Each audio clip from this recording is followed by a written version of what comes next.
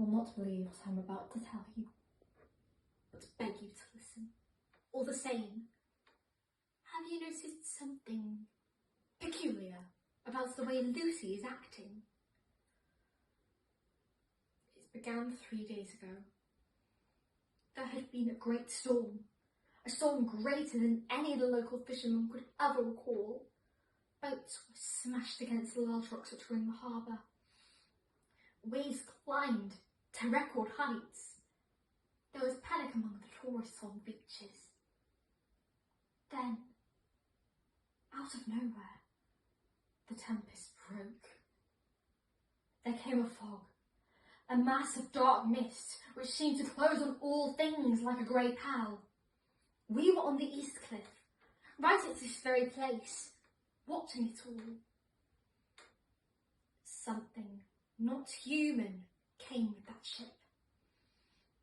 I shall never forget Lucy's face as she watched that ship race toward the harbour, as though, at that moment, some spirits were communicating across the sea to her, and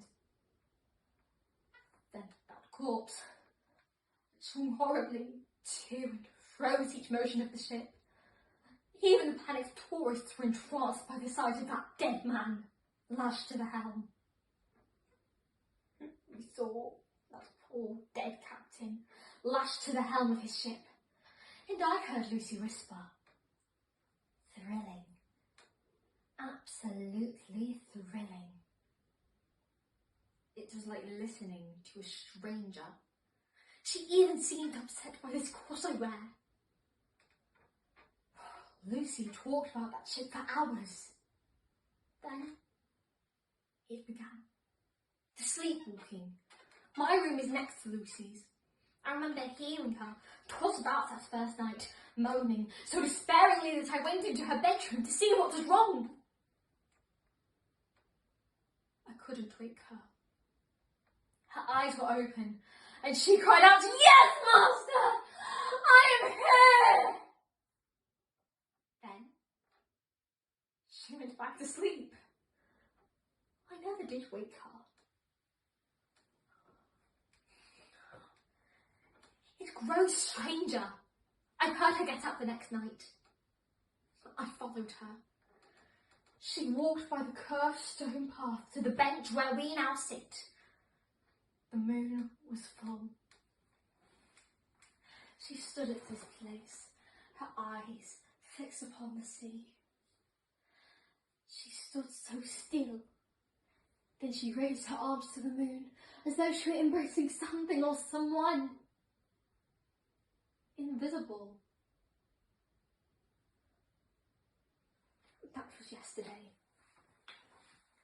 I took my late afternoon nap, and when I woke, the sun had gone down and Lucy was gone.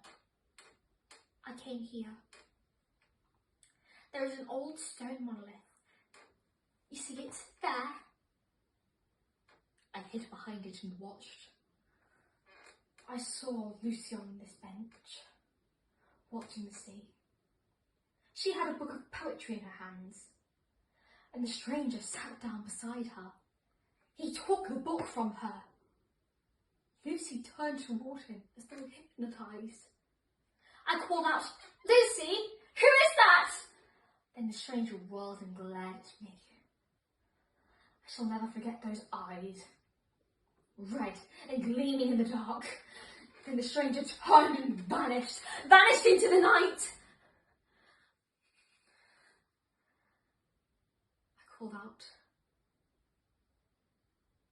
Lucy turned toward me, smiled in a way I will always remember.